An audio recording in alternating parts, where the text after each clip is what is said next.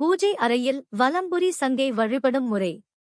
செல்வத்திற்கு அதிதெய்வமான மகாலட்சுமி பிறந்த ஆடி மாதம் பூர நட்சத்திரத்திலும், இந்திரன் லட்சுமியை வணங்குகிற புரட்டாசி பௌர்ணமியிலும், ஆனி மாதம் சுக்லபட்சம் கூடிய அஷ்டமியிலும், சித்ரா பௌர்ணமியிலும் வலம்புரிச்செங்கில் பசும்பால் வைத்து மலர்களால் சங்கினையும் லட்சுமியையும் அலங்கரித்து, சந்தனம் குங்குமம் இட்டு அதிரசம் லட்டு ஆகியவைகளை பசு நெய்யில் செய்து பால் பாயசம் செய்து பசு நெய் ஊற்றி விளக்கேற்றி இரவு 10:00 மணியிலிருந்து 1:00 மணிக்குள் பூஜை செய்ய வேண்டும்.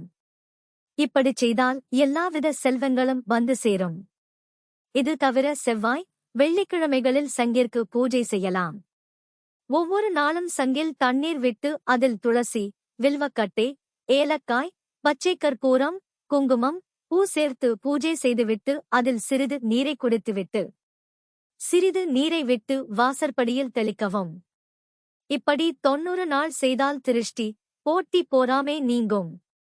ஆண், பெண் ஆகியோருக்கு இருக்கும் திருமண தோஷம், செவ்வாய் தோஷம் நீங்க சங்கில் பசும்பால் விட்டு 27 செவ்வாய்க்கிழமை அம்மனை பூஜித்து வந்தால் தோஷம் நீங்கி திருமணம் நடைபெறும். குழந்தைகளுக்கு இதில் பசும் பால் ஊற்றி வைத்து பாலாடையாக புகட்ட நல்ல ஆரோக்கியம் கிடைக்கும்.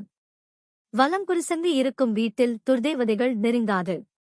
இச்சங்கில் தண்ணீர் விட்டு பூஜை செய்து அதை அருந்தினால் வியாதிகள் குணமடையும்.